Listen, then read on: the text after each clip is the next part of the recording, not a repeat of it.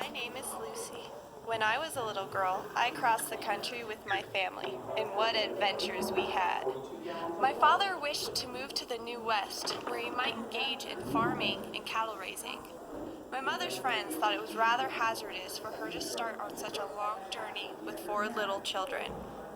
However, in 1861, we left Massachusetts in sleighs for Boston, went by train to Chicago, crossed the Mississippi on a ferry boat, by train to Atchison, Kansas, by stagecoach to Lawrence, and finally by wagon to Colorado. I do not remember that we ever wearied of the journey.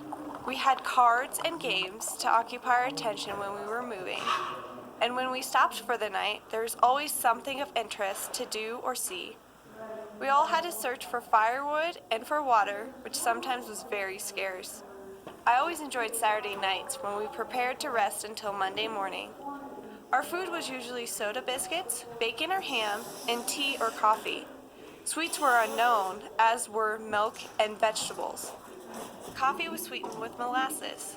There was one thing, however, which we generally had for our Sunday breakfast, which was always a treat: baked beans. One time we came up over the brow of a hill and came across a herd of buffalo crossing the road in front of us. The nearest ones were so close that we could see their eyes. We traveled all day with these buffalo in sight, yet we never seemed able to shoot one for fresh meat.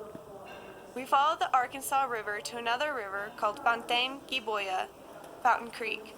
Along it we saw abundant trees and plants and even some deer. It was such a beautiful place that I wish we could settle along its banks. It was a country of extremes, though.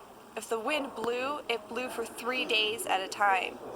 If it hailed, the stones fell so large and in such quantities that everything in our gardens was cut to pieces. If grasshoppers came, they appeared in swarms that filled the air as far as one could see. If Fountain Creek overflowed its banks, it continued to rise until families were obliged to leave their homes.